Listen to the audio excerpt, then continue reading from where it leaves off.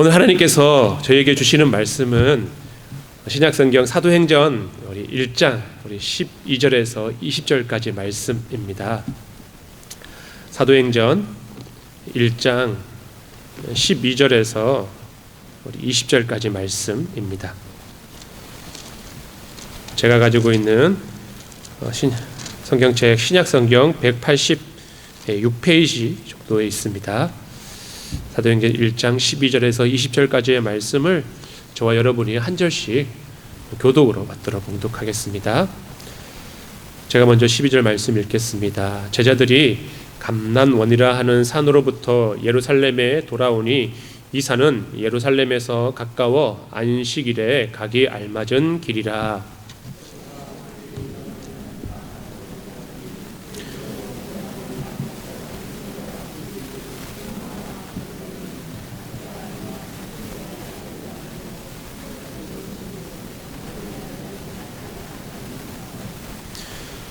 여자들과 예수의 어머니 마리아와 예수의 아우들과 더불어 마음을 같이하여 오로지 기도에 힘쓰더라.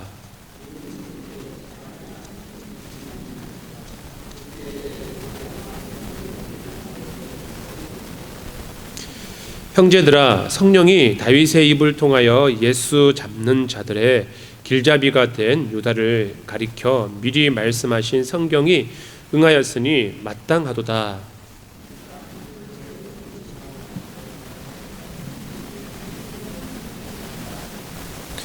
이 사람이 불의의 삭스로 밭을 사고 후에 몸이 곤두박질하여 배가 터져 창자가 다 흘러 나온지라.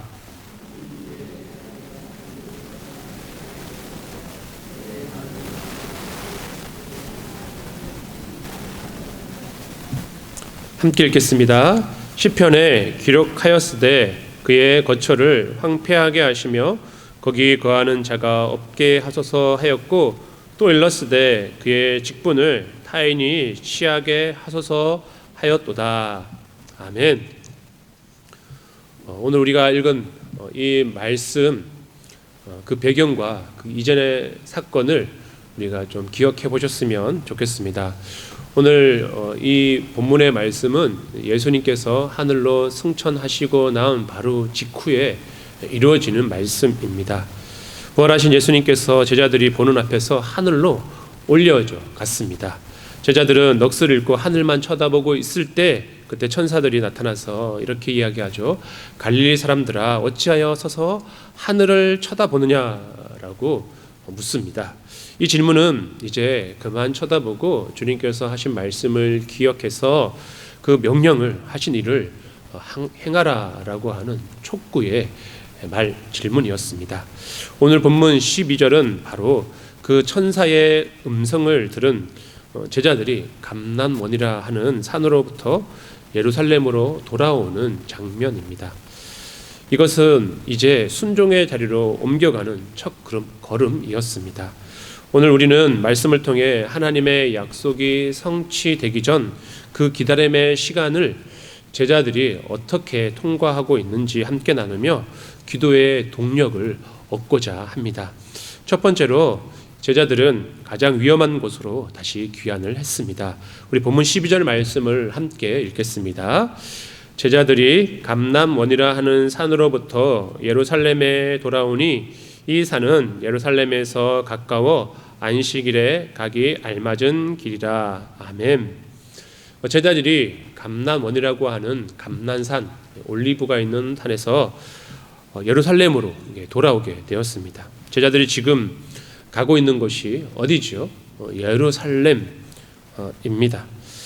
감남산은 예수님께서 부활하신 후 다시 승천하신 감격스러운 기적의 장소인 반면에 예루살렘은 물론 40일이 지났음에도 불구하고 예수님의 부활이 40일이 지났음에도 불구하고 바로 그 전 한 달도 조금 넘은 그 시기 때에 예수님께서 사람들에 의해서 처형을 당했던 죽음의 장소였습니다. 예수 그리스도를 따르는 많은 사람들을 고발하려고 종교 지도자들이 그를 추종하는 자들을 찾고 있었고 예수님은 끔찍한 십자가형을 당할 수밖에 없었습니다. 그러니 예수님을 따르는 제자들에게 있어서 예루살렘은 매우 위험한 장소였습니다. 인간적인 본능으로는 그들 마음 가운데 이곳은 위험해, 일단 안전한 곳으로 피해서 미래 나머지 내일의 일을 도모하자라고 하는 마음이 들 수도 있었을 것입니다. 하지만 제자들은 그 본능을 거스리고 주님이 가라고 하신 그 명령에 순종함으로 예루살렘에 함께 모였습니다. 우리 사도행전 1장 4절 말씀을 함께 읽겠습니다. 사도와 함께 모이사 그들에게 분부하여 이르시되 예루살렘을 떠나지 말고 내게서 들은 바 아버지께서 약속하신 것을 기다리라. 아멘. 예수님께서는 제자들로 하여금 다른 곳이 아닌 비록 위험한 곳이다 할지라도 예루살렘에서 함께 모여서 성령을 기다리며 기도하다라고 명령하셨습니다. 이 명령 말씀에 비록 위험한 장소이긴 하지만 주님의 말씀을 의지하여서 용기를 얻어 담대함을 가지고 함께 모여 예루살렘으로 갔습니다. 아프리카 선교의 아버지라 불리는 데이비드 리빙스턴 선교사님이 계십니다. 이 선교사님이 사역을 하시다가 잠시 사역을 점검하고 또 후원을 받기 위해서 고국으로 돌아왔다 다시 아프리카 땅으로 떠나갈 때에 친구들이 그를 만류했습니다. 그곳에는 사나운 맹수와 질병, 적대적인 부족들로 가득한 위험한 장소였기 때문에 친구들은 리빙스턴 선교사를 만류하면서 이렇게 이야기했습니다. 자네 거기 죽으려 가려고 하나? 거기는 자네를 죽이려고 하는 사람들 뿐이네. 왜 굳이 그 위험한 곳으로 다시 돌아가려 하나라고 질문을 했을 때 리빙스턴 선교사님은 이렇게 대답했다고 합니다. 우리 화면 한번 보여주시면, 나는 어디로 가느냐보다 누구와 함께 가느냐를 더 중요하게 생각합니다. 주님께서 세상 끝날까지 너희와 항상 함께 있으리라고 약속하셨으니 그분이 계신 정글이 나에게는 가장 안전한 곳입니다. 아멘.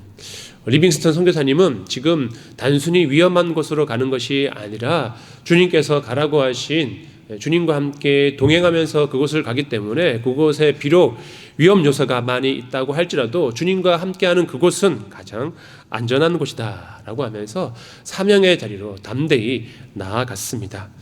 제자들에게 예루살렘은 지도상으로는 가장 위험한 장소였지만 주님의 약속이 머무르는 곳이기 때문에 영적으로는 가장 안전한 곳, 또한 새로운 역사가 시작되는 곳이었습니다. 성경은 감난산에서 예루살렘까지의 거리를 이야기하면서 안식일에 가기 알맞은 길이라고 기록을 하였습니다. 당시 유대 율법으로 안식일에 장소를 이동해 가는 것도 먼 거리를, 특히 1.1km 이상을 걸어가면 걷는 일을 하는 것이라고 해서 안식일에는 1km 이상을 절대로 걷지도 않았습니다. 그런데 다행히 감난산과 예루살렘은 1km 내외가 되는 그런 가까운 거리였다라고 합니다. 그런데 이것은 단순히 이제 실제 어떤 면적의 거리를 의미하는 것이 아닙니다. 이것은 마음의 거리면서 동시에 영적인 믿음의 거리라고 할 수 있습니다. 두려움에 떠는 사람에게는 1km는 100km보다 멀게 느껴졌을 것입니다.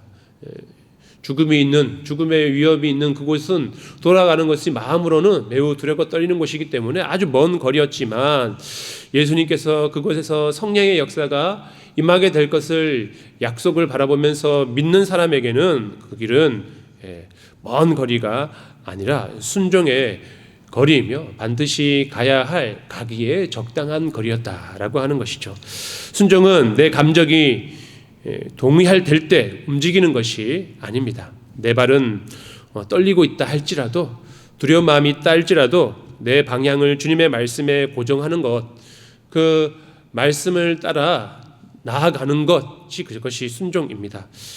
사랑하는 성도 여러분, 오늘 우리에게 예루살렘은 어디입니까? 분명히 주님이 머물라고 하셨는데 자꾸만 도망치고 싶은 그 자리가 어디입니까? 상처받은 가정입니까? 갈등이 있는 직장입니까? 아니면 아무런 응답 없이 보여 포기하고 싶은 기도의 자리입니까? 저는 신방을 하면서 우리 이 지역을 조금씩 더 많이 알아가게 되는 것 같아요.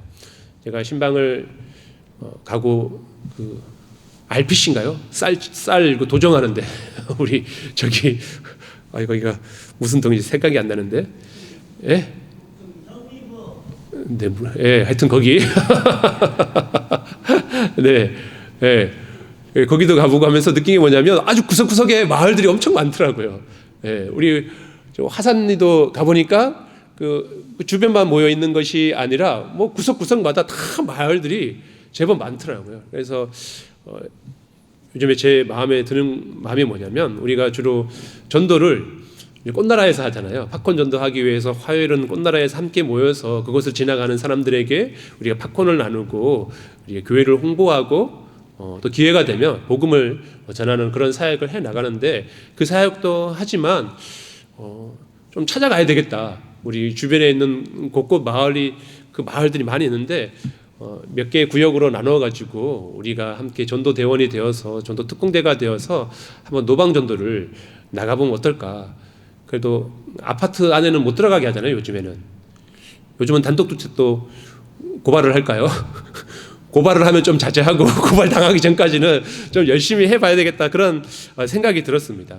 전도의 자리는 저 혼자서 나가라 그러면 이 길은 예루살렘과 같은 두려움의 장소예요. 저 혼자 가면 무섭고 떨리고 주저되는 장소이지만 하나님의 약속을 믿고 우리가 함께 모여서 그곳에 간다면 그 자리는 그 마을은 약속의 마을이 되지 않을까 싶습니다. 여러분들 혹시 주저하고 갈등하고 있는 하지만 주님께서 그 자리로 불러주신다면 우리가 그 말씀에 순종하여서 그 길로 담대히 나아갈 수 있는 믿음의 사람이 될 수 있게 되기를 주님의 이름으로 축복합니다.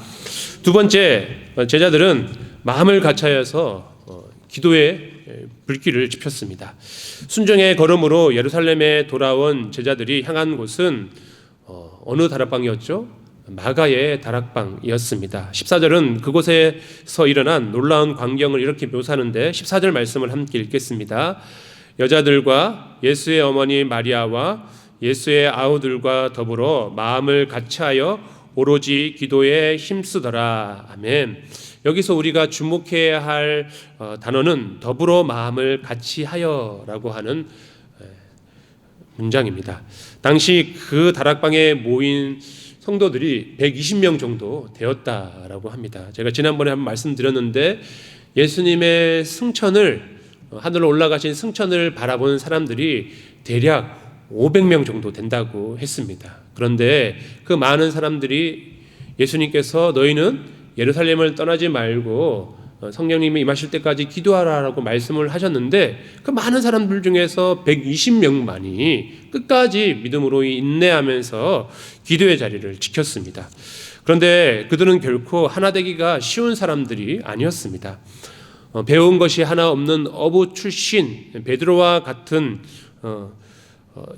이들이 있었는가 하면 지식인 계층도 섞여 있었고 로마의 앞잡이였던 세리마테와 반대로 로마를 타도하려고 했던 열심당원이었던 시몬이 그 자리에 있었습니다. 그리고 무엇보다도 놀라운 것은 예수님의 아우들, 형제들도 그곳에 있었습니다. 그들은 불과 얼마 전까지만 하더라도 자기 형제 예수님께서 갑자기 거룩한 하나님의 아들인 것을 선포하는 것을 보면서 이상하게 여겼고 때로는 미쳤다라고 생각을 했었습니다. 그런 다양한 그들이 서로 반대되는 그들이 그곳에 함께 모여서 한 마음이 돼서 더불어 마음을 같이하여서 오로지 기도에 힘썼다라고 합니다.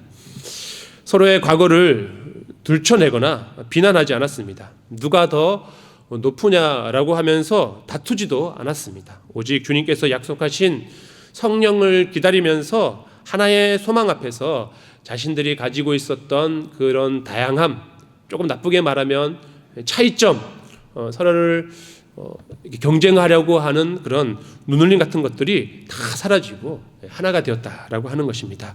이것이 기도의 힘입니다. 기도는 나를 주장하는 시간이 아니라 우리 안에 계신 주님의 뜻에 나를 맞춰가는 영적인 조율의 시간이기 때문입니다. 그래서 우리도 각자 상황이 다르고 우리의 마음의 기도의 제목도 다르지만 우리가 함께 모여서 기도하는 이유는 하나님께서 우리가 함께 모여 기도하기를 원하시고 그 기도를 통하여서 우리로 하여금 하나됨을 이루어 가시게 하시고 그 하나됨이 성령의 역사를 이루어가는 가장 중요한 길이고 방편이기 때문입니다. 우리 모두는 각기 다른 사연과 아픔을 가지고 이 자리에 왔습니다. 하지만 우리가 주님의 약속에 우리의 마음을 맞추기 시작할 때 우리 안에 소음은 그치고 하늘의 선율이 흐르기 시작합니다. 또한 성경은 그들이 오로지 기도에 힘썼다라고 기록합니다. 여기에서 힘썼다라고 하는 말은 전심전력을 다하여 매달렸다, 중단 없이 계속하다라고 하는 의미입니다. 그들은 하루 이틀 기도하다가 적당히 기도하다가 흩어진 것이 아니었습니다. 약속하신 것이 임할 때까지 인내를 가지고 기도의 밧줄을 놓지 않았습니다. 여러분들 지난번에 말씀드렸지만 예수님께서 40일 만에 부활 승천하시고 그 뒤로 다락방에 모여서 함께 기도하기 시작하고 난 다음에 며칠 뒤에 성령님께서 임하게 되죠. 네, 40일 이제 예수님 부활하시고 세상에 보이시다가 부활 승천하시고 이제 예수님 안 계세요. 너희는 예루살렘에 함께 모여 기도하라라고 했어요. 첫째 날 지나고 안 오시고 둘째 날 지나고 안 오시고 셋째 날도 안 오시고 예수님이 3일 만에 부활하셨으니까 이제 넷째 날쯤 되면 오셨을까요? 성령님께 안 왔죠? 다섯째 날도 안 오고 여섯째 날도 안 오고 일곱째 날도 안 오고 이때까지 일주일 정도는 기다릴 수 있죠. 근데 여덟째 날도 성령님이 안 오세요. 이런 마음 상하지 않나요? 주님 또 우리한테 또 아홉째 날도 안 오세요. 몇째 날 오시죠? 10번째 날. 10번째 날 성령님께서 불같이 바람같이 임하게 되는 역사가 일어났어요. 여러분들 이거 기도의 자리를 10일씩이나 지켜나가는 거 쉬운 것 같습니까? 그렇지 않아요. 우리 몇 주 전에 고난주가 우리 특별 새벽기도 했어요. 너무 큰 은혜가 있었고 감동이었지만 저는 일주일 하고 뻗어가지고 죽을 뻔했습니다. 쉽지 않아요. 체력적으로도 쉽지 않은 일입니다. 그런데 그들은 마음이 흩어지지 않고 약속의 그 말씀을 지키고서 그 자리를 지켜냈다라고 하는 것이요. 근데 이것이 되게 중요해요. 약속하신 것이 이루어질 때까지 기도의 자리를 지켜나가는 것이 얼마나 중요한지 모릅니다. 어떤 학자는 이 상태를 영적 압력 밥솥과 같다라고 표현을 했습니다.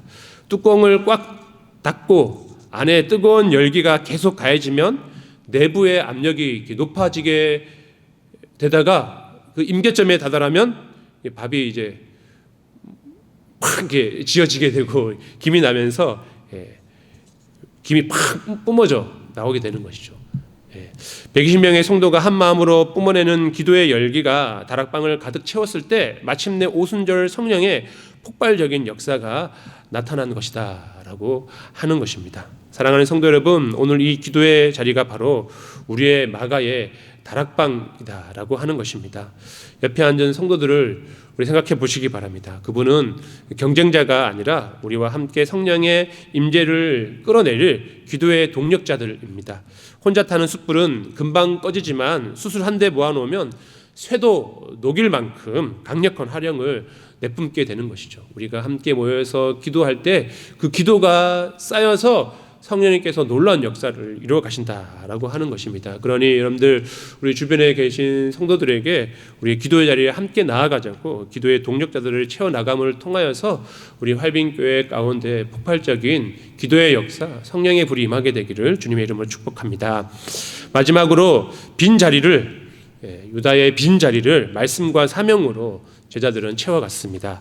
마가 다락방의 기도가 뜨거워질 무렵 사도 베드로가 자리에서 일어납니다. 그리고 공동체가 가슴 깊이 묻어뒀던 아픈 이름을 꺼냅니다. 바로 가룟 유다였습니다.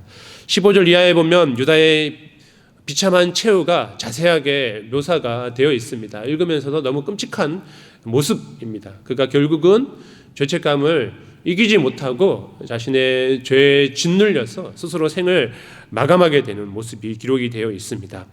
유다는 제자들에게 단순한 동료가 아니었습니다. 3년 동안 한솥밥을 먹고 함께 복음을 전했던 가족과 같은 형제와 같은 사람이었습니다. 그런 그가 스승을 팔아 넘기고 스스로 생을 마감했다는 이 사실은 남겨진 제자들에게 지을 수 없는 큰 상처이면서 동시에 큰 수치였습니다. 우리가 유다에 대해서 너무 무관심했던 것은 아닐까? 우리가 사람은 잘못 본 것일까? 예수님의 사역이 실패한 것은 아닐까라는 의구심이 그들을 괴롭혔을지도 모릅니다. 이때 베드로가 택한 방법은 감정적으로 성토하는 것이 아니었습니다. 유다를 비난하거나 자책하는 대신 그는 성경을 펴면서 16절에 이렇게 선포합니다. 우리 16절 말씀을 함께 읽겠습니다. 형제들아, 성령이 다윗의 입을 통하여 예수 잡는 자들의 길잡이가 된 유다를 가리켜 미리 말씀하신 성경이 응하였으니 마땅하도다. 아멘. 베드로는 시편의 말씀을 들어서 이 비극조차도 하나님의 커다란 구원 계획 속에 있음을 선포합니다. 인간의 눈으로는 실패한 것 같고 우리 공동체에 큰 타격을 주는 아픔이지만 이건 역시 하나님의 섭리 가운데 이루어진 말씀의 성취라고 선포합니다. 여기서 우리는 신앙생활의 중요한 비밀을 발견하게 되는데요. 그것은 바로 신앙은 해석이다라고 하는 사실입니다. 우리가 한 사건을 가지고 그것을 믿음으로 해석해 하게 될 때 그것은 앞으로 이루어질 하나님의 더 놀라운 은혜의 역사의 한 과정이고 방편이 된다라고 하는 것이죠. 그런데 그것을 우리가 믿음으로 해석해내지 못할 때는 그저 망하고 죽고 절망이고 비난받는 것이고 원망을 쏟아내는 것일 수밖에 없는 것입니다. 하지만 베드로는 말씀을 기억하여서 그것을 믿음으로 바라보게 될 때에 유다의 그 끔찍한 죽음조차도 복음이 전파되어지기 위한 성령의 역사가 나타나기 위한 하나님의 섭리인 것을 깨뜨려 보게 된 것입니다. 똑같은 사건을 겪고도 사람마다 반응이 다른 이유는 그 사건을 바라보는 해석이 이처럼 다르기 때문입니다. 기도의 공동체가 가진 가장 강력한 힘은 사건을 내 감정으로만 보지 않고 하나님의 말씀으로 해석해내는 능력이다라고 하는 것입니다. 말씀의 렌즈를 끼고 보니 저주 같은 사건 속에 담긴 하나님의 주권을 발견하게 되는 것입니다. 일본의 킨츠기라는 독특한 도자기 수리 기법이 있는데요. 여러분들 이런 도자기 보신 적 있습니까?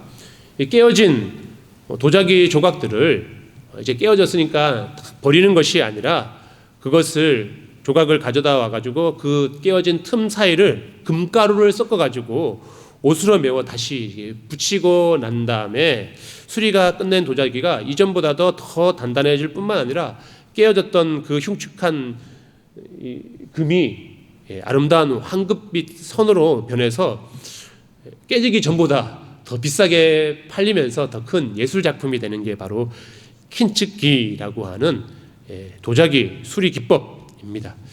마찬가지입니다. 하나님께서는 지금 당장 보기에는 깨어진 망쳐버린 끝난 것 같은 상황이지만 하나님께서는 믿음의 사람들, 기도의 사람들을 통하여서 그 깨진 자리를 붙이시기를 원합니다. 그 자리가 기도로 붙여지고 말씀으로 붙여지게 될 때에 하나님께서는 더 큰 은혜의 방편으로 그것을 쓰신다고 하는 거죠. 유다라고 하는 조각이 떨어져 나간 그 생긴 그 흉측한 구멍을 하나님은 말씀과 기도로 메우셨습니다. 베드로는 유다의 배신으로 생긴 공동체의 상처를 말씀이라는 황금으로 메우며 그것이 더 큰 하나님의 역사를 이루는 통로가 되게 하였습니다. 베드로는 여기서 멈추지 않고 20절 말씀을 선포하는데요. 20절 말씀도 함께 읽겠습니다. 시편에 기록하였으되 그의 거처를 황폐하게 하시며 거기 거하는 자가 없게 하소서 하였고 또 일렀으되 그의 직분을 타인이 취하게 하소서 하였도다. 아멘. 네, 그의 직분을 타인이 취하게 하였다라고 시편 말씀을 가지고 선포합니다. 빈자리를 보고 한탄만 하는 것이 아니라 그 자리를 채울 새로운 사명자로 세우기로 결단을 하게 된 것입니다. 이제 유다는 떠나고 없지만 그 자리를 모른 척하거나 덮어주거나 내버려두지 않고 이제 다 함께 마음을 같이하여 새로운 사명자를 세워나가게 되었습니다. 사탄은 우리가 과거의 상처와 빈자리에 매몰되어 한 발자국도 나아가지 못하게 만듭니다. 너희는 실패했어. 너희 중에 배신자가 있잖아 라고 이렇게 속삭입니다. 하지만 성령의 공동체는 빈자리를 말씀과 사명으로 채워나갑니다. 유다가 버린 그 직분은 마침내 마띠아라고 하는 새로운 일꾼으로 채워집니다. 하나님의 역사는 한 사람의 배신으로 멈추지 않습니다. 하나님 반드시 그 빈자리를 대신할 누군가를 준비하시고 더 큰 일을 행하십니다. 우리의 인생도 가룟 유다와 같은 아픈 흔적이 있습니까? 믿었던 사람에게 받은 배신, 갑자기 떠나버린 소중한 이의 빈자리, 혹은 나의 실수로 인해 무너진 그 꿈의 파편들, 그 빈자리 가운데에 하나님께서 자리를 말씀으로 메꿔주시고 은혜로 메꿔주심으로 말미암아 우리의 삶이 더 아름답게 세워지게 되기를 주님의 이름으로 축복합니다. 제가 이것도 신방을 하면서 제가 참 많은 깨달음을 얻게 되는데요. 우리 신앙생활에 여러 가지 방해꾼들이 있죠. 때로는 우리의 나태함이 우리의 신앙을 성장하지 못하게 방해할 때도 있고, 또 우리 주변에 누군가가 우리의 마음을 힘들게 하여서 하나님 앞에 온전히 서기 못하는 그런 방해도 있는데, 오늘 제가 신방하면서 함께 공감을 느낀 게 뭐냐면 유튜브가 그렇게 우리를 많이 방해한다라고 하는 것을 유튜브를 한 번 보면 이것만 보고 끝내야지라고 그러면 탁 마음을 먹고 다짐을 먹고 탁 유튜브를 탁 틀면 어떻게 되죠? 2개, 3개, 4개는 아주 순식간에 지나가죠. 몇 시까지만 봐야지 그러면 한두 시간이 훌쩍 흘러가게 되어서 기도의 자리를 빼앗고 말씀 보는 시간을 빼앗는 게 그런 것 같아요. 저도 마찬가지입니다. 근데 내가 요 며칠 자꾸 그러면 안 되는데 몇 개 보다가 큰 은혜를 받았어요. 여러분들 유튜브를 열심히 보라는 얘기가 아니라 좋은 게 있어요. 좋은 게 있는데 그 좋은 것들을 우리가 좀 찾아보면 좋을 것 같아요. 여러분들 서인영이라고 하는 그 가수 아십니까? 예전에 주얼리라고 하는 그룹 아이돌 활동하다가 이제 캐릭터 자체가 아주 센 캐릭터죠. 옛날에 욕설로 인하여서 논란도 있었고 또 주변과의 관계 때문에 어려움도 있었고 얼마 전에 또 결혼을 했다가 또 이혼도 당하고 이렇게 하면서 아픔을 많이 겪었어요. 많이 겪었는데 참 감사한 게 뭐냐면 이 부모님이 아버지가 교회 장로님이시고 어머니는 재혼하셔가지고 새 어머님에도 불구하고 이 새 어머니도 신앙이 너무 좋았어요. 그럴 때 무너져가는 이 서인영 가수를 위해서 어머니는 사랑으로 따뜻하게 안아주시고 아버지는 조금 엄하긴 하시더라고요. 말씀으로 훈계를 해주셔가지고 그가 위로도 얻고 정신을 차리고 내가 이렇게 살면 안 되겠다. 내가 이제 더 나은 삶을 살고 이제는 좀 행복해져야 되겠다. 그동안은 자기가 없어 버렸으면 좋겠다. 내가 지금 이렇게 돼버리니까 나 같은 사람은 아무런 존재 가치가 없다. 막 죽고 싶은 마음이 이만큼 올라왔는데 부모님의 권면과 아마 딸을 위해서 얼마나 많이 기도했을까요? 그러다가 딱 드는 생각이 뭐였냐면 신앙생활을 해야 되겠다라는 마음을 들었대요.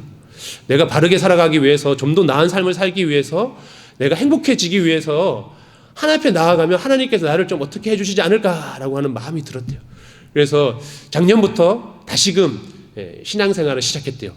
예전에 아버지가 신앙생활을 하라고 그러면 뭐라고 대답했냐면 아빠 나 그렇게 말하면 오늘 구타로 갈 거야 라고 하면서 신앙을 완곡하게 거절했는데 삶이 무너지고 그 깨어진 자리 가운데 다시금 살아나야 되겠다, 행복해지고 싶다라고 하는 그 생각 가운데 부모님께서 아마 그 기도를 통하여서 예배 자리로 나가게 한 것이죠. 그래서 제가 그 예배 자리에 나가서 교회 등록하고 난 다음에 바로 성가대를 시작하고 그리고 6개월 지나고 난 다음에 우리 부활절 바로 직전에 세례로 받았어요. 세례로 받고 그리고 부활절 칸타타에서 솔로도 하면서 그 모습을 보는데 저는 예전에는 서인영 솔직히 좀 싫어했어요. 관심도 없고 아무런 관심도 없는 사람이었는데 갑자기 너무 호감이 가고 막 은혜가 돼가지고 눈물이 나더라고요. 제가 여러분들에게 유튜브 보도록 제가 조장하고 있는 것 같기는 하지만 한번 보시면 좋을 것 같아요. 되게 은혜가 돼요. 깨어진 사람, 깨어진 그 자리를 결국 회복시켜 주시는 분은 하나님이시고, 그 깨어진 자리를 하나님 앞으로 나아갈 수 있게 하는 것은 우리 공동체, 기도하는 사람들을 통해서 세워진다라고 하는 것입니다. 우리가 함께 서로를 위해 기도하고, 교회를 위해 기도하고, 내 가족과 자녀들을 위해 기도함을 통하여서 그 깨어진 자리가 우리 금처럼 아름답게 메꾸어짐을 통하여서 이전보다 더 아름답게 세워져 나갈 수 있는 은혜가 있게 되기를 주님의 이름으로 축복합니다.